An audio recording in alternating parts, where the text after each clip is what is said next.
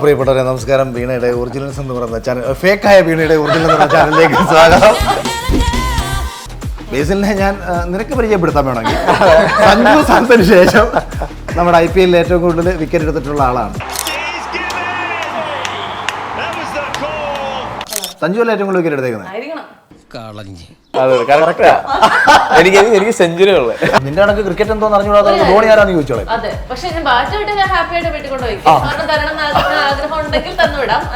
പിറ്റേന്ന് ഇവിടെ ചാനൽ ലേലത്തിൽ വിറ്റോളെ.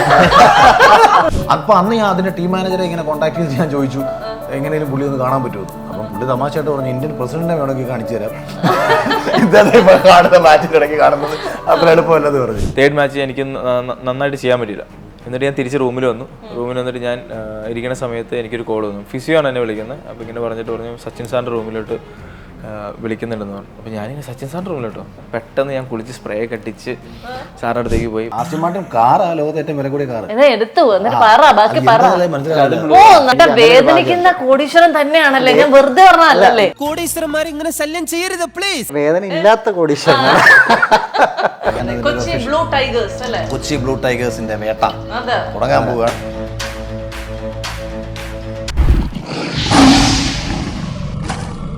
ഇനി ഇന്ത്യയിലും വിദേശത്തും ഏറ്റവും മികച്ച യൂണിവേഴ്സിറ്റികളിൽ അഡ്മിഷനായി ടെൻഷൻ അടിക്കേണ്ട. SMET the complete solution for your educational enquiries. പ്രിയപ്പെട്ടവരെ നമസ്കാരം. വീണയുടെ ഒറിജിനൽസ് എന്ന് പറയുന്ന ചാനൽ, ഫേക്കായ വീണയുടെ ഒറിജിനൽ ചാനലിലേക്ക് സ്വാഗതം. എനിക്കൊന്നും അറിയില്ല എന്താ പോണേന്ന്. അപ്പൊ ഇന്നത്തെ പരിപാടി എന്ന് പറയുന്നത് ഞങ്ങള് കേരളത്തിൽ നിന്ന് ക്രിക്കറ്റിന്റെ ഒരു വലിയ പൂരം ഒരുക്കാൻ പോവാണ്. അപ്പൊ IPL നമുക്ക് എല്ലാവർക്കും അറിയാം. IPL സമാനമായ രീതിയിൽ തന്നെ BCCIയുടെ കംപ്ലീറ്റ് ആയിട്ടുള്ള കാര്യങ്ങളോടുകൂടി തന്നെ KCA നടത്തുന്ന KCL ആണ് ഇത്. മോഹൻലാലാണ് നമ്മുടെ ബ്രാൻഡ് അംബാസിഡർ. കേരളത്തിൽ 6 ടീമുകളാണുള്ളത്. അതിൽ കൊച്ചിയുടെ ടീമിന്റെ ഒപ്പമാണ് നമ്മളുള്ളത്. ഞാനും കൊച്ചിയുടെ ടീമിന്റെ ഭാഗമാണ്. കൊച്ചി ബ്ലൂ ടൈഗേഴ്സ് അല്ലേ? കൊച്ചി ബ്ലൂ ടൈഗേഴ്സിന്റെ വേട്ട തുടങ്ങാൻ പോവുകയാണ്. അപ്പൊ ഇത് അദ്ദേഹമാണ് നമ്മുടെ ടീം ഓണർ. സുഭാഷ് UK വ്യവസായിയാണ്. ബേസിലിനെ ഞാൻ നിനക്ക് പരിചയപ്പെടുത്താൻ വേണമെങ്കിൽ സഞ്ജു സാംസന് ശേഷം നമ്മുടെ IPL ഏറ്റവും കൂടുതൽ വിക്കറ്റ് എടുത്തിട്ടുള്ള ആളാണ്. സഞ്ജു അല്ല ഏറ്റവും കൂടുതൽ വിക്കറ്റ് എടുത്തേക്കുന്നത്. എനിക്ക് സെഞ്ചുറി ഉള്ളത്. എന്ത് പറഞ്ഞാലും ഞാൻ വെറുതെ ചിരിക്കും. അല്ല, അത് ഓഡിയൻസിനോട് എനിക്ക് ഒന്നുകൂടെ പറയാനുണ്ട്. രാവിലെ ഇവിടെ ഒരു പരിപാടി നടക്കുന്നെന്ന് പറഞ്ഞ് ഇന്റർവ്യൂ എടുക്കാൻ ഒരാൾ വന്ന് കയറിയിട്ട് ഫസ്റ്റ് ഡയലോഗ് ചേട്ടാ ഈ ഫുട്ബോളിനെ കുറിച്ച് ഞാനൊരു കാര്യം ചോദിക്കട്ടെ. കൊച്ചി ബ്ലൂ ടൈഗേഴ്സിൽ അഖിൽമാരാർക്ക് എന്ത് കാര്യം? എനിക്കറിയത്തില്ല. ഇവരെന്നെ വിളിച്ചു ആണ്. എങ്കിൽ പിന്നെ ഈ ടീം വാങ്ങിച്ച സുഭാഷ് ചേട്ടനോട് തന്നെ ചോദിക്കാം. എന്താ ചേട്ടാ ഇദ്ദേഹത്തെ പിടിച്ചിരുത്തിയേക്കുന്നത്? കഴിഞ്ഞ മാസം ഞാൻ വെറുതെ ബോംബെ വന്നപ്പം 2 ദിവസത്തേക്ക് ഇവിടെ കൊച്ചി വന്ന. ഒരു ദിവസം ഇവർ രണ്ടുപേരും കൂടെ കൂടി. അപ്പൊ പറഞ്ഞു ഇങ്ങനെ ഒരു സാധനം ഉണ്ട്, എടുക്കുമോന്ന് ചോദിച്ചു. അങ്ങനെ ഇത് എടുത്തു. ബേസിലി കളിക്കളത്തിൽ ഭയങ്കര വലിയ പുലിയാണെങ്കിലും ഇങ്ങനെ ഇന്റർവ്യൂവിൽ വന്നിരിക്കുമ്പോൾ ഒരു എലിക്കുട്ടിയെ പോലെ പതുങ്ങിയിരിക്കുന്നത് എന്താണ്? ചേട്ടൻ പറഞ്ഞ പോലെ ജസ്റ്റ് നോർമൽ ടോക്കിൽ ഇങ്ങനെ നമ്മുടെ KCL ഇങ്ങനെ ഒരു പ്രീമിയർ ഇങ്ങനെ ക്രിക്കറ്റ് ലീഗ് വരുന്നുണ്ടെന്ന് പറഞ്ഞു. ഒരുപാട് ഓപ്പർച്യൂണിറ്റീസ് കാര്യത്തിലുണ്ട്. അപ്പൊ നമുക്ക് നോക്കാം. കാരണം ആ ഫസ്റ്റ് വാക്ക് അതാണ്. നമുക്ക് ഒരെടുത്തേക്കാം. അങ്ങനെയാണ് ആദ്യമേ പറയണേ. അഖിലേട്ടൻ വരുന്നു അതിലേക്ക്. പിന്നെ ഞാനും അഖിലേട്ടനും ബോസും കൂടെ ആ ഒരു സംസാരങ്ങൾ വരുന്നു. അങ്ങനെ ഒരു കുറെ നാളത്തെ ഒരു പരിപാടിയിലാണ് ഞങ്ങൾ ഇവിടെ എത്തിയത്. അല്ല, ഒരു കാര്യം പറയട്ടെ. ഈ ബോസ് എന്ന് പറയുന്നോണ്ടേ ഇത് ആക്ച്വലി എന്നെ ഒരു കളിയാക്കി വിളിക്കുന്ന. ഞാൻ ഈ ബോസിന്റെ ഒരു ടീഷർട്ട് ഇല്ലേ, അതിട്ടാണ് പുള്ളി എന്നെ UK ആദ്യം കണ്ടത്. അങ്ങനെ വിളിക്കുന്ന. അങ്ങനെയാണെങ്കിൽ ഇപ്പൊ അഖിൽമാരെ എന്തൊക്കെ പേര് വിളിക്കുമല്ലേ? നമ്മള് വെർസാഷെ, ഗുച്ചി ഒക്കെ വിളിക്കും. ബ്രാൻഡുകൾ മാത്രം. അല്ല, അതാ കമന്റ് സെക്ഷൻ നോക്കിയാൽ മതി എന്തൊക്കെ വിളിക്കുന്നു. അഖിലേട്ടൻ എങ്ങനെയാണ് ഈ ഒരു ഫുട്ബോൾ ക്രിക്കറ്റ് എന്നൊക്കെ പറയുന്ന ഈ ഒരു സ്പോർട്സിലേക്ക് എപ്പോഴാണ് കമ്പം തുടങ്ങിയത്? ഞങ്ങളൊക്കെ ഈ പരിപാടി കഴിഞ്ഞിട്ട് വന്നത്. പക്ഷെ എന്നാലും അതിങ്ങനെ വലിയ രീതിയിലേക്ക് എത്താൻ പറ്റില്ല. ദൗർഭാഗ്യം. ഇപ്പൊ നീ സത്യം പറഞ്ഞ ഏതറ്റം വരെ കൊണ്ട ഒരാളാ. ഞാൻ എത്തുന്നുണ്ട്. കേരളത്തിലെത്തുന്ന കാര്യമാണ് ഞാൻ പറഞ്ഞത്. അങ്ങനെ ക്രിക്കറ്റ് എന്ന സ്ഥിതി ഞാൻ പല ഇന്റർവ്യൂവിലും പറഞ്ഞിട്ടുണ്ട്. എനിക്ക് ഭയങ്കരമായിട്ട് രക്തത്തിൽ അലിഞ്ഞൊരു വികാരമാണ് ക്രിക്കറ്റ്. കുട്ടിക്കാലത്തൊക്കെ തന്നെ തരക്കേടില്ലാതെ നമ്മൾ ആ കാലഘട്ടത്തിൽ കളിക്കുമായിരുന്നു. പിന്നീട് ക്രിക്കറ്റിന് പിന്നാലെ സഞ്ചരിക്കാൻ നമുക്ക് കഴിഞ്ഞില്ല. അവിടാണ് ഈ പോയിന്റിലാണ് ഇതുപോലത്തെ ഒരു സാധ്യതയെക്കുറിച്ച് ഞാൻ പറയുന്നത്. അതായത് ഇപ്പോൾ 4-ന് മുമ്പുള്ള അല്ലെങ്കിൽ 3-ന് മുമ്പുള്ള എൻ്റെ സ്കൂൾ കാലഘട്ടത്തിൽ എനിക്കൊരിക്കലും ചിന്തിക്കാൻ പറ്റത്തില്ല ഞാൻ കളിച്ച് ഇന്ത്യൻ ടീമിൽ എത്തുമെന്നും. പിന്നീട് കോളേജിൽ എത്തുമ്പോഴും നമുക്ക് IPL എത്തുമെന്നൊന്നും നമുക്കൊരു അങ്ങനെ ഒരു പ്രതീക്ഷയില്ല. പക്ഷെ ഇന്നത്തെ ഒരു തലമുറ, ഇന്ന് 5ാം ക്ലാസ്സിൽ പഠിക്കുന്ന ഒരു കുട്ടിക്ക് അവന് സ്വപ്നം കാണാൻ കഴിയും ഇന്ത്യൻ ടീമിൽ എത്താൻ. എങ്ങനെയാണെന്ന് ചോദിച്ചാൽ വേറെ ഒന്നുമല്ല, ഇപ്പം ബേസിൽ ഇന്ത്യൻ ടീമിന്റെ ഭാഗമായിട്ടുള്ള ആളാണ്, IPL കളിച്ചിട്ടുള്ള പ്ലെയറാണ്. അപ്പം ബേസിലിനെ ഇന്നലകളിൽ ആരാധനയോട് നോക്കിക്കൊണ്ടുള്ള ഒരു കുട്ടിയെ സംബന്ധിച്ച് ബേസിലിന്റെ കളി നമ്മളെ നാട്ടിൽ നടക്കുന്നു. അത് സ്റ്റാർ സ്പോർട്സ് എന്ന് പറയുന്ന ഒരു ചാനൽ ടെലികാസ്റ്റ് ചെയ്യുന്നു.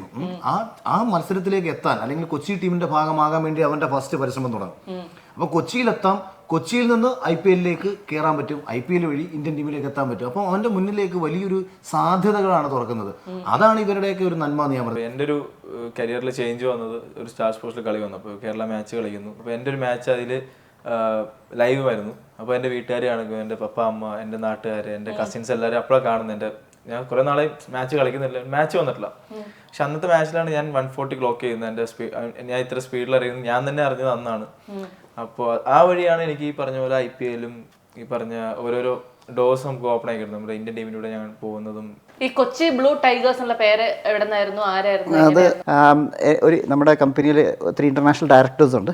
അപ്പോൾ ഒരു ഇംഗ്ലീഷുകാരൻ പുള്ളി നമ്മളിങ്ങനെ ഒരു പേര് സജസ്റ്റ് ചെയ്യാമെന്ന് ഇങ്ങനെ നമ്മൾ ഗ്രൂപ്പിൽ ചോദിച്ചപ്പോൾ, നമ്മുടെ ഡയറക്ടർ ബോർഡിൻ്റെ ഗ്രൂപ്പിൽ ചോദിച്ചപ്പോൾ പുള്ളി പറഞ്ഞു ഇന്ത്യ എന്ന് പറയുമ്പോൾ ഒരു സ്പോർട്സ് എന്ന് പറയുമ്പോൾ ടൈഗർ, അപ്പം ടൈഗർ എന്തായാലും വേണമെന്ന് പറഞ്ഞു. അപ്പോൾ കൊച്ചി ടൈഗർ ഓക്കെ, അതിലെന്തെങ്കിലും ഒരു സാധനം ആഡ് ചെയ്യണം. അപ്പോൾ ഒരു നമ്മുടെ ബ്രാൻഡിങ് ടീമുമായിട്ടൊക്കെ സംസാരിച്ചപ്പോൾ ബ്ലൂ എന്ന് പറയുമ്പോൾ നമ്മുടെ QNF അറേബ്യൻ സീ ആണ് കൊച്ചി. അപ്പോൾ അതിൻ്റെ ഒരു നീല, പിന്നെ ട്രസ്റ്റ്, അതുപോലെ പ്രൊഫഷണലിസം, ഇതെല്ലാം റെപ്രസെൻ്റ് ചെയ്യുന്നത് ബ്ലൂ കളറാണ്.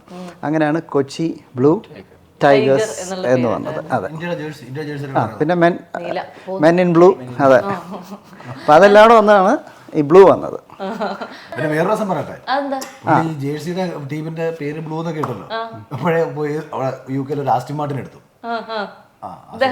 ആസ്റ്റിൻ മാർട്ടിൻ കാറാ, ലോകത്തെ ഏറ്റവും വില കൂടിയ കാർ.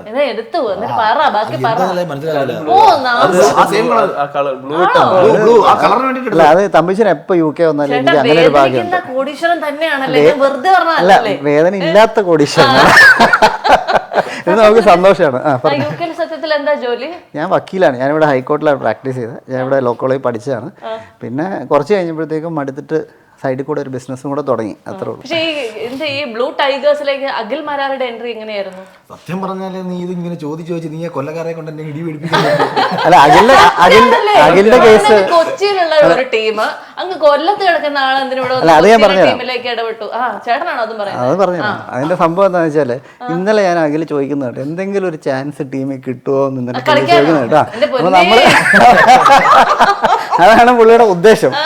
ഇനി സംഭവം എന്ന് വെച്ചാൽ ഞങ്ങൾ മുംബൈയിൽ നിൽക്കുന്ന സമയത്താണ് ഈ ഇതിന്റെ സീരിയസ് ഡിസ്കഷനൊക്കെ വരുന്നത്. അപ്പൊ സുഭാഷ് ചേട്ടനാണെന്നുണ്ടെങ്കിൽ ഒന്നാമത് പുള്ളിക്ക് അധികം ഇത്രയും വലിയ ഇത് ഭയങ്കര ഇൻഫ്രാസ്ട്രക്ചറോട് വേണ്ടിയിട്ടുള്ള ഒരു പരിപാടിയാണ്. മാനേജിംഗ് എന്ന് പറഞ്ഞത് ഭയങ്കര വലുതാ. അപ്പൊ ഇത് നോക്കാനൊന്നും പുള്ളിക്ക് ഒന്നാം സമയമില്ല, നോക്കാൻ ഇവിടെ ആളുമില്ല. അപ്പൊ ഞങ്ങൾ എടുത്തിട്ട് വെറുതെ ധൈര്യം കൊടുത്തു, ഏതാ ഞാൻ ബോംബെ തിരിച്ചു പോകാൻ വന്നാ. അപ്പൊ പുള്ളി തിരിച്ചു വന്നിരിക്കുന്ന ആളാ, മുംബൈയിൽ തന്നെ തിരിച്ചു വന്നു, കേരളത്തിലേക്ക് വരുന്നില്ലെന്ന് പറഞ്ഞിരുന്ന ആളാ. അങ്ങനെ ഒരാളെ വിളിച്ചിട്ട് ഇത് ഇങ്ങനൊരു കാര്യം ഇടുമ്പോൾ സ്വാഭാവികമായിട്ടും നമുക്ക് അന്ന് നമുക്ക് ചിന്തിക്കുന്നില്ലല്ലോ കൊല്ലത്തുനിന്ന് ഒരു ടീം വരുമെന്ന്. അത് ഇതിന്റെ പ്രാരംഭ ഘട്ടത്തിലുള്ള ഡിസ്കഷൻ ഞാനീ പറയുന്നത്. ഒരിക്കലും നമ്മൾ ചിന്തിച്ചിട്ടേ ഇല്ല കൊല്ലത്തുനിന്ന് ഒരു ടീം വരുമെന്നുള്ള കാര്യം. ഒരു പക്ഷേ ഇതിനു മുമ്പ് കൊല്ലത്തുനിന്ന് ഒരു ടീം വരുന്നു എന്ന് ഞാൻ അറിഞ്ഞിരുന്നെങ്കിൽ തീർച്ചയായിട്ടും നമ്മൾ കൊല്ലത്തിന്റെ ഒപ്പം തന്നെ നിൽക്കത്തുള്ളൂ. അങ്ങനെ പറഞ്ഞു കഴിഞ്ഞാൽ കൊച്ചിക്കാർക്ക് ഇഷ്ടപ്പെടില്ല കേട്ടോ. അല്ല, അങ്ങനല്ല, അങ്ങനല്ലേ പറ്റുക. എന്റെ നാട്ടിൽ നിന്ന് ഇതെന്ന് പറയുന്നത് നമ്മളിന്റെ കാരണക്കാരനാണ്. ഇങ്ങനെ തുടക്കം ഇത് സുഭാഷ് ചേട്ടനെ പറയുന്നു, സുഭാഷ് ചേട്ടൻ നമ്മളെയും കൂടെ വിശ്വസിക്കുന്നു. പക്ഷെ പിന്നീട് വന്നപ്പോൾ ആക്ച്വലി കൊല്ലം ടീം നമുക്ക് വളരെ വേണ്ടപ്പെട്ടവരായി. പക്ഷേ പിള്ളേർ നമുക്ക് അറിയാവുന്നവരാണ്, അടുപ്പാണ്. അവിടെ നമുക്ക് ആശംസകൾ, സ്നേഹം. ബേസിൽ 140 കിലോമീറ്റർ സ്പീഡിലാണ് പന്തെറിയുന്നത് പറഞ്ഞുകൊണ്ടിരുന്നത്. ഞാൻ പണ്ട് പറയുമായിരുന്നു, ഞാൻ പണ്ട് 150 കിലോമീറ്റർ സ്പീഡിൽ പോകും. ഞാനും ഓമറിനും തമ്മിൽ ബിഗ് ബോസിൽ അടിയുണ്ടായത് ഇതിനാ. IPL 150 പറഞ്ഞില്ലേ, ഒരു ഞെട്ടല് ഞാൻ കണ്ടായിരുന്നു. 149 IPL എറിഞ്ഞിട്ടുണ്ട്. സ്റ്റാർ സ്പോർട്സിൽ ഇത് ടെലികാസ്റ്റ് ചെയ്യുമ്പോൾ ഇത് ദക്ഷിണാഫ്രിക്കയിൽ ഇരുന്നും കാണും, ഓസ്ട്രേലിയയിൽ ഇരുന്നും കാണും, അമേരിക്കയിൽ ഇരുന്നും കാണും. അവിടെ ഇരുന്നിട്ട് ക്രിക്കറ്റിന്റെ ടോപ്പ് ലെവലിൽ നിൽക്കുന്ന ആൾക്കാർ കാണുന്നത് കേരളത്തിലെ ഒരു കുട്ടിയുടെ പെർഫോമൻസാണ്. അവര് ഈ ലീഗ് എന്നല്ല നോക്കുന്നത്, അവന്റെ ടാലന്റ് നോട്ടീസ് ചെയ്യപ്പെടും, പെട്ടെന്ന് വളരാനുള്ള ഒരു സാധ്യത സൃഷ്ടിക്കപ്പെടും. ഈ ധോണി സൈൻ ചെയ്ത ക്രിക്കറ്റ് ബാറ്റ് അതിപ്പോ നിലവിൽ എവിടെ ഇരിക്കുന്നത്? സൈൻഡ് ബാറ്റ് മുംബൈ ഓഫീഷ്യൽ ഉണ്ട്. അല്ല, അങ്ങനെ ഒരു സാധനം ആരുടെ ഐഡിയ ആയിരുന്നു അങ്ങനെ വാങ്ങിച്ചു വെക്കണം? പുള്ളി നമ്മുടെ ബ്രാൻഡ് അംബാസിഡർ ആയതുകൊണ്ട് എല്ലാ വർഷവും ഇത്ര ഇത് നമുക്ക് സൈൻ ചെയ്ത് നമ്മുടെ ഓഫീസിൽ ഉണ്ട് എന്തെങ്കിലും പ്രൊമോഷൻസിനൊക്കെ കൊടുക്കാനൊക്കെ വേണ്ടി. അപ്പോൾ അങ്ങനെയാണ് അപ്പോഴാണ് ഈ ബാറ്റിലും ബോളിലും ഒക്കെ സൈൻ ചെയ്ത് മേടിക്കാന്ന് വെച്ചിട്ടുണ്ട്. അപ്പോൾ ഇദ്ദേഹം സൈൻ ചെയ്ത ഒരു ബാറ്റ് ഒരു പക്ഷേ ലേലത്തിൽ വെച്ച് കഴിഞ്ഞാൽ കിട്ടുന്ന എമൗണ്ട് ഒക്കെ ചിലപ്പോൾ ഹ്യൂജ് എമൗണ്ടിനൊക്കെ ഒരാൾ മേടിക്കാൻ തയ്യാറാവുക.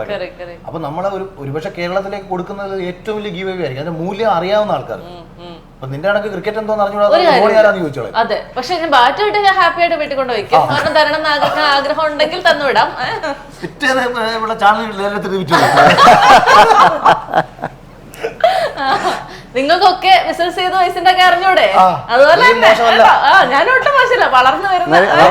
നമുക്ക് വേറൊരു കാര്യം ചെയ്യാം, വീണ ഒപ്പിട്ട ഒരു ബാറ്റ് നമുക്ക്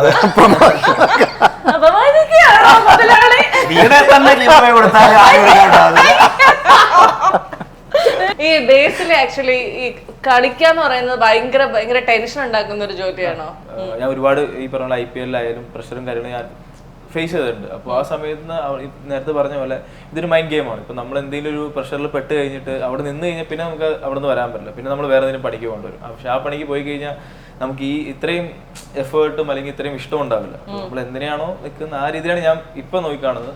പക്ഷെ ഞാനത് എൻജോയ് ആണ് ചെയ്യുന്നത്. അഖിലേട്ടാ, ക്രിക്കറ്റിലേക്ക് അങ്ങനെ നമ്മൾ കൈവച്ചു, ഇനി ഫുട്ബോളിലേക്ക് നമ്മൾ എന്താണ് കൈവയ്ക്കുന്നത്? ക്രിക്കറ്റിലേക്ക് അത്യാവശ്യം പണ്ടേ ഞാൻ ഇച്ചിരി കൈയൊക്കെ വെച്ചിട്ടുണ്ട്.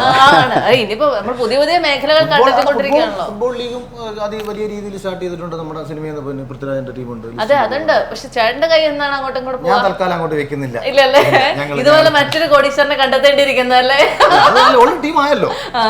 ഇപ്പൊ നമ്മള് പറഞ്ഞത് കൊണ്ട് പുള്ളിക്ക് ടീം ബേസിൽ ക്യാപ്റ്റൻ, നമ്മൾ ടീമിന്റെ ഭാഗമാകുന്നതിനോടൊപ്പം ഞാൻ പറഞ്ഞില്ലേ, ആത്യന്തികമായിട്ട് ഒരുപാട് ആൾക്കാർക്ക് അവസരം, നിനക്കൊരു ഇന്റർവ്യൂ, ജീവിതോപാധി തന്നു. ഇപ്പം പിന്നെ ഞാൻ വേറൊരു പ്രശ്നം പറയാം. ഇപ്പം ഇപ്പം ബേസിലിൻ്റെ ഒരു അച്ചീവ്മെൻറ്റ് അല്ലെങ്കിൽ സഞ്ജുവിൻ്റെ അച്ചീവ്മെൻറ്റ്, അതിനെ നമ്മൾ മലയാളികൾ പലപ്പോഴും അതിൻ്റെ ഒരു കറക്റ്റായിട്ടുള്ള സ്പേസിൽ കണ്ടിട്ടില്ല. എന്താ പ്രശ്നം എന്ന് വെച്ചാൽ സ്പോർട്സിൻ്റെ ഒരു വലിയ അപകടം അവിടെ. ഇപ്പം ഇവിടെ മലയാളത്തിൽ ഒരാൾ സിനിമയിൽ അഭിനയിച്ച് നായകനായാൽ, സിനിമ അത്യാവശ്യം രക്ഷപ്പെട്ടാൽ നമുക്ക് വലിയ സ്വീകാര്യത ലഭിക്കും. പക്ഷേ സ്പോർട്സിൻ്റെ കാര്യം എന്ന് വെച്ചാൽ മലയാളത്തിലേക്ക്, അതായത് ഇവിടെ ഉള്ള മലയാളി 3.5 കോടി മലയാളികൾക്കിടയിൽ ഒരു താരമായി. ഇവർ മത്സരിക്കുന്നത് ആക്ച്വലി ഒരു 250 കോടി ജനതയോടാണ്. ക്രിക്കറ്റിൽ ഒരു സൂപ്പർ താരം ആകണമെന്നുണ്ടെങ്കിൽ, ഞാൻ പറഞ്ഞത് ക്രിക്കറ്റ് കളിക്കുന്ന രാജ്യങ്ങളുടെ എണ്ണം എടുത്താൽ ഇന്ത്യ തന്നെ 130 കോടി ജനത, പാകിസ്ഥാൻ, ഈ പറഞ്ഞ ഓസ്ട്രേലിയ, ഇവരൊക്കെ എടുക്കുമ്പോഴത്തേക്ക് അത്രയും പേര് ആ 250 കോടി 300 കോടി ജനതയുടെ അതിലാണ് ബെസ്റ്റിലേക്ക് എത്തേണ്ടത്. ഇപ്പം ബേസിലിനെ പോലെ ഒരാൾ IPL കളിക്കുമ്പോൾ നമ്മൾ മനസ്സിലാക്കേണ്ടത്, ഒരു വർഷം IPL 8 ടീമുണ്ട്, 11 കളിക്കാരാണ് കളിക്കുന്നത്. 11 × 8 എന്ന് പറയുന്നത് 88. ഇതിൽ ബൗളേഴ്സ് എന്ന് പറയുന്ന ഒരു ടീമിൽ 4 പേരെ കാണും. അപ്പം 44 പേര്, സോറി 32 പേര്, 32 ബൗളേഴ്സ് ആയിരിക്കും 8 ടീമിലായിട്ടും ആകെ ഉള്ളത്. ബേസിൽ അതിലൊരു ബൗളറായിട്ടാണ് സെലക്ട് ചെയ്യപ്പെടുന്നത്. ഞാൻ പറഞ്ഞ സെലക്ട് ചെയ്യപ്പെടുന്നു എന്ന് പറയുമ്പോൾ ആലോചിക്കണം, 130 കോടി ജനതയിൽ മലയാളത്തിൽ നിന്ന് ഒരാൾ ആ 32 പേരിൽ ഒരാളായിട്ടാണ് സെലക്ട് ചെയ്യപ്പെടുന്നത്. അവിടെ പോയി അതിൽ സൂപ്പർ സ്റ്റാർ ആയോ ഇല്ലയോ എന്നുള്ളതല്ല, അതിലേക്ക് എത്താൻ വേണ്ടിയിട്ട് ഇവരെടുത്തേക്കുന്ന എഫേർട്ട്, ഇവർ എവിടെ നിന്നാണ് വന്നത്, ഇവിടേക്കാണ് എത്തിയത്. പക്ഷെ അതിൻ്റെതായ ഒരു പ്രാധാന്യം നമ്മൾ പലപ്പോഴും കൊടുക്കത്തില്ല. ഇപ്പം ഞാൻ പറഞ്ഞത് അതുപോലെ തന്നെയാണ് ഇപ്പോൾ KCL-ലും. ഇപ്പോൾ KCL-ൽ ഇവിടുത്തെ 3 കോടി ജനതയിൽ ഇത്രയും കുട്ടികളുണ്ട്. അതിൽ ആ കുട്ടികളിൽ നിന്ന് ഇത്ര പേരാണ് ഓരോ ടീമിലേക്ക് സെലക്ട് ചെയ്യപ്പെടുന്നത്. ഇനി ഇതിൽ നിന്ന് ഒരാൾക്ക് IPL-ലേക്ക് സെലക്ഷൻ കിട്ടിയാൽ ആലോചിക്കണം, അവൻ 130 കോടിയിലേക്കാണ്. 130 കോടിയല്ല, ആക്ച്വലി പുറത്തുള്ള രാജ്യത്തു നിന്നുള്ള പ്ലേയേഴ്സ് ഉണ്ടെന്ന് ആലോചിക്കണം. അപ്പോൾ ഇത്രയും വലിയൊരു അച്ചീവ്മെന്റിനെ പലപ്പോഴും അർഹിക്കുന്ന അംഗീകാരം കൊടുക്കുന്നില്ല എന്നതൊരു വിഷമമാണ്. അത് നമ്മൾ മനസ്സിലാക്കണം. ഈ IPL-ൽ ഏറ്റവും ഫേവറേറ്റ് പ്ലെയർ ആരാണ്, എന്തുകൊണ്ടാണ്? എനിക്ക് ക്രിക്കറ്റിലേക്ക് വെച്ച് ഏറ്റവും ഫേവറേറ്റ് പ്ലെയർ ധോണി തന്നെയാണ്. കാരണം ക്രിക്കറ്റ് ആക്ച്വലി ഒരു മൈൻഡ് ഗെയിമാണ്. വെളിയിൽ നിന്ന് അപ്പം ക്രിക്കറ്റിനെ കുറിച്ച് അറിഞ്ഞുകൂടാത്തവർക്കേ ഉള്ളത്, കാണുമ്പോൾ എറിയുന്നു, അടിക്കുന്നു. ഇത് തലച്ചോറ് കൊണ്ടുള്ളവർ മാത്രമേ ഇവിടെ സർവൈവ് ചെയ്യാൻ പറ്റൂ. അപ്പൊ ആദ്യമായിട്ട് ധോണിനെ ഈ ഒരു അഡ്വർടൈസ്മെന്റിലല്ലേ നമ്മൾ കാണുന്നത്. അപ്പൊ എന്തായിരുന്നു ധോണി കണ്ടു. ഞാൻ ജിയോ സിനിമാസിന് വേണ്ടിയിട്ട് ഞാൻ IPL-ന്റെ കമന്ററി പറയാൻ വേണ്ടി മലയാളത്തിന് വേണ്ടി പോയിട്ടുണ്ടായിരുന്നു. അന്ന് കണ്ടു. പക്ഷെ അതായത് ധോണി പാസ് അങ്ങനെ നമ്മൾ ഫ്രണ്ടിൽ കൂടെ നടന്നു പോകുന്നത് കണ്ടു. അന്ന് സെക്യൂരിറ്റീസ് ഒക്കെ നമുക്ക് അടുത്ത് സമ്മതിച്ചില്ല. അപ്പൊ അന്ന് ഞാൻ അതിന്റെ ടീം മാനേജറെ ഇങ്ങനെ കോൺടാക്ട് ചെയ്ത് ഞാൻ ചോദിച്ചു, എങ്ങനെയും പുള്ളി ഒന്ന് കാണാൻ പറ്റുമെന്ന്. അപ്പൊ പുള്ളി തമാശയായിട്ട് പറഞ്ഞു, ഇന്ത്യൻ പ്രസിഡന്റിനെ വേണമെങ്കിൽ കാണിച്ചു തരാം, കാണുന്ന മാച്ചിനിടയ്ക്ക് കാണുന്നത് അത്ര എളുപ്പമല്ലെന്ന് പറഞ്ഞു. പിന്നെ നമ്മൾ കാണുകയല്ലോ, നമ്മളൊരു 8 മണിക്കൂർ പുള്ളി നമ്മുടെ കൺമുന്നിലൂടെ അങ്ങോട്ട് പോകുന്നതിനോട് ആ അത്രയും ഒരു, പിന്നെ മൊബൈൽ ഫോണൊന്നും ഉപയോഗിക്കാൻ അവർ ഒരു സമ്മതിക്കത്തില്ല. അല്ലെങ്കിൽ നമുക്ക് ചാടി പോയിട്ട് ഞാനൊരു സെൽഫി എടുക്കാം. ഇങ്ങോട്ട് വന്നു കഴിഞ്ഞാൽ ഏറ്റവും ഇഷ്ടമുള്ള IPL പ്ലെയർ ആരാ? സച്ചിൻ ഭയങ്കര ഇതായിരുന്നു, ഇഷ്ടമായിരുന്നു. സച്ചിൻ സാർ വഴിയാണ് ഞാൻ ഈ മുംബൈ ഇന്ത്യൻസ് ഭയങ്കര IPL ഫോളോ ചെയ്യാൻ തുടങ്ങി. പക്ഷെ പണ്ട് എന്റെ ഫ്രണ്ട്സിന്റെ അടുത്തൊക്കെ പറയായിരുന്നു, എന്റെ ഫ്രണ്ട് അടുത്ത് പറയും IPL കളിച്ചാൽ എവിടെ ബോൾ ചെയ്യുന്നു. പക്ഷെ നമ്മൾ എവിടെ ബോൾ ചെയ്യും, എന്റെ എവിടെ നമ്മള് എങ്ങനെ ബോൾ ചെയ്യുന്നു, ഇവര് ഭയങ്കര ഹിറ്റ് ചെയ്യുമല്ലോ, നമ്മൾ എവിടെ ബോൾ ചെയ്യും, എവിടെ ഞാൻ 6 അടിക്കും. അങ്ങനെ എന്റെ ഫ്രണ്ട് അടുത്ത് പറയും കിട്ടി കളിക്കാൻ പറ്റും, എന്തായാലും നമ്മൾ നടക്കില്ല എന്നൊക്കെ പറഞ്ഞു. പക്ഷെ ഞാൻ അപ്പോഴും പറഞ്ഞു ഗെയിലാണ് അന്നത്തെ, ഞാനൊക്കെ കാണുന്ന സമയത്ത് ഗെയിൽ ഭയങ്കര ഹിറ്റിംഗ് ആണ്, എവിടെ ഞാൻ 6 അടിക്കുന്നു. അപ്പൊ ഞാൻ എന്റെ കൂട്ടുകാരൻ്റെ അടുത്തൊക്കെ പറയും ഇത് പുള്ളിയൊക്കെ എവിടെ ബോൾ ചെയ്യുന്നു. പക്ഷെ എന്റെ ഫസ്റ്റ് IPL വിക്കറ്റ് പുള്ളിയാണ്, എന്റെ ഫസ്റ്റ് IPL വിക്കറ്റ് എനിക്ക് കിട്ടിയത് പുള്ളിയുടെ വിക്കറ്റാണ്. അപ്പൊ ഇതെല്ലാം ഗെയിലിന്റെ. അപ്പൊ ഇതെല്ലാം ഒരു എന്താ ഒരു നിമിത്തമാണ് ഇതെല്ലാം. സത്യം ഇതും കൂടെ ഒന്ന് പറഞ്ഞ സച്ചിന്റെ റൂമിൽ പോയിട്ടുള്ള ഒരു എക്സ്പീരിയൻസ് എന്ന് മുംബൈ കളിക്കുന്ന സമയത്താണത്. മുംബൈ കളിക്കുന്ന സമയത്ത് അടുപ്പിച്ച് 2-3 മാച്ച് കളിക്കുന്നു. 3rd മാച്ച് എനിക്ക് നന്നായിട്ട് ചെയ്യാൻ പറ്റില്ല, രാജസ്ഥാനായിട്ട് നന്നായി ചെയ്യാൻ പറ്റില്ല. എന്നിട്ട് ഞാൻ തിരിച്ച് റൂമിൽ വന്നിട്ട് ഞാൻ ഇരിക്കുന്ന സമയത്ത് എനിക്കൊരു കോൾ വന്നു. ഫിസിയോ ആണ് എന്നെ വിളിക്കുന്നത്. അപ്പോൾ ഇങ്ങനെ പറഞ്ഞു സച്ചിൻ സാറിൻ്റെ റൂമിലോട്ട് വിളിക്കുന്നുണ്ടെന്ന് പറഞ്ഞു. അപ്പോൾ ഞാൻ സച്ചിൻ സാറിൻ്റെ റൂമിലോട്ടോ പറയാം. അപ്പോൾ ഞാൻ പെട്ടെന്ന് ഞാൻ കുളിച്ച് സ്പ്രേ കെട്ടിച്ച് സാറിൻ്റെ അടുത്തേക്ക് പോയി. അപ്പോൾ സാറിങ്ങനെ റൂമിലുണ്ട്. സാറ് വന്നു, സാറിരുന്നു, സാറോട് ഇരിക്കാൻ പറഞ്ഞിരുന്ന് സംസാരിച്ചുകൊണ്ടിരിക്കുക.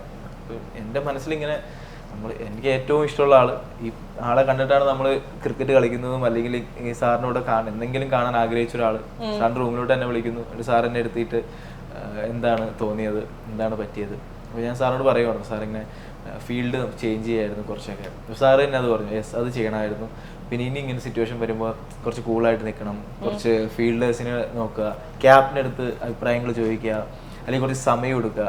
അങ്ങനെ സാറിന്റെ എക്സ്പീരിയൻസും സാറിനുണ്ടായ ഒരു അപ്പ് ആൻഡ് ഡൗൺസ് ഉണ്ടല്ലോ, സാറിന് ഭയങ്കര സാറ് ഉണ്ടായ കുറെ അനുഭവങ്ങളൊക്കെ എന്നോട് പറഞ്ഞു. സാർ എന്നെ ഭയങ്കരമായിട്ട് അങ്ങ് എന്താ പറയുക, ഞാൻ ആ മാച്ച് കളിച്ചിട്ട് എനിക്ക് അങ്ങനെ ഒരു എന്താ പറയുക അങ്ങനെ ഒരു ബാഡ് എക്സ്പീരിയൻസ് ഉണ്ടായില്ല എന്നൊരു അവസ്ഥയിലാണ് സാർ എന്നെ ഒരു അരമണിക്കൂർ 40 മിനിറ്റ്സ് ഞാൻ റൂമിൽ നിന്ന് ഇങ്ങനെ ഇറക്കി വിടുന്നത്. പക്ഷെ അത് ഞാൻ എന്റെ ജീവിതത്തിൽ മറക്കില്ല. കാരണം നമ്മൾ അത്രയും ഇഷ്ടപ്പെട്ടിരുന്ന ആള് ഇങ്ങനെ ഞങ്ങൾ ഇരുന്ന് ഒരു 30-40 സംസാരിക്കാന്ന് പറഞ്ഞാൽ അത് ഭയങ്കര ഒരു മാനസിക പിന്തുണ, സാമ്പത്തിക പിന്തുണ, ഇങ്ങനെ ഏതൊക്കെ പിന്തുണകളാണ്, പിന്നെ കളിച്ചുള്ള പിന്തുണ ഏതൊക്കെ കൊടുക്കുന്നത്? അല്ല, ഞാനൊരു കാര്യം പുള്ളിയോട് പറഞ്ഞിട്ടുണ്ട്. അതായത് ധോണി നമ്മുടെ ഒരു പ്രോഗ്രാമിന് വരാം, നമ്മുടെ കമ്പനിയുടെ ഒരു പ്രോഗ്രാമിന് കഴിഞ്ഞ വർഷം ബോംബെയിൽ നടത്തിയിരുന്നു. ഇപ്രാവശ്യം നമ്മുടെ ഡയറക്ടേഴ്സൊക്കെ UK-ലും ബോംബെയിലും ഒക്കെ ഉള്ളവരാണ്, അവിടെ വരാമെന്ന് പറഞ്ഞിട്ടുണ്ട്. അപ്പം ഞാൻ പറഞ്ഞു നമുക്ക് മാക്സിമം സപ്പോർട്ട് കേരളത്തിൽ നിന്ന് നമുക്ക് കാണിച്ചു കൊടുക്കാൻ പറ്റുവാണെങ്കിൽ ആ പ്രോഗ്രാം നമുക്ക് കേരളത്തിലേക്ക് മാറ്റാം. അല്ല, ഇത് ഞാൻ സ്പെഷ്യലായിട്ട് പറയാം. അപ്പം നമ്മളെ ഓൾ കേരള ധോണി ഫാൻസ് അസോസിയേഷനോട് നിങ്ങൾ പരമാവധി പണിയെടുത്താൽ നമുക്ക് ധോണിയെ ഇവിടെ കൊണ്ടുവരാൻ കഴിയും. അതുവരെ നമ്മുടെ കോൺട്രാക്റ്റിലാണ് ധോണി. അപ്പൊ ബേസിൽ ടെൻഷൻ ഉണ്ടോ? ഗെയിമൊക്കെ തുടങ്ങാറായി, പ്രാക്ടീസുകളൊക്കെ എടുക്കുന്നു? ഇതിലൊന്നുമില്ല, നമ്മൾ നല്ലൊരു ടീം, നല്ലൊരു ബെഞ്ച് ഓഫ് പ്ലേയേഴ്സ് നമുക്ക് കിട്ടി. എന്താ പറയുക, നല്ല കോമ്പിനേഷൻ ആണ് ടീം. അപ്പൊ പിന്നെ പറഞ്ഞ പോലെ ക്രിക്കറ്റ് അറിയാവുന്നൊരു ബോസ് ഉണ്ട്. പിന്നെ എല്ലാവരും ഇന്നലെ ഞാൻ ബോൾ ചെയ്തപ്പോൾ എന്നെ ഒരു 6 അടിച്ചു. ഇന്നലെ ഞാൻ ബോൾ ചെയ്തെടുത്ത് കൊടുത്തു ബേസിൽ ബാറ്റ് ചെയ്തപ്പോഴേ, അപ്പോൾ ഒരു 6 അടിച്ചു. ഇനിയിപ്പോ ആരെ അടിക്കാം? എനിക്ക് എന്തിന്റെ കുഴപ്പമായിരുന്നു? എല്ലാരും അറിയാവുന്നവരായതുകൊണ്ട് നമുക്ക് പ്രഷർ ഇല്ല. ഏതായാലും സെപ്റ്റംബറിൽ ഗെയിം തുടങ്ങുകയാണ്. കൊച്ചി ബ്ലൂ ടൈഗേഴ്സിന് എല്ലാവിധ ആശംസകളും, ഗംഭീര വിജയമായിട്ട് അങ്ങനെ വിജയ ശ്രീലാളിതരായി തിരിച്ചു വരാനായിട്ട് ടീമിന് സാധിക്കട്ടെ. ഇനി ഇന്ത്യയിലും വിദേശത്തും ഏറ്റവും മികച്ച യൂണിവേഴ്സിറ്റികളിൽ അഡ്മിഷനായി ടെൻഷൻ അടിക്കേണ്ട. SMET, the complete solution for your educational enquiries.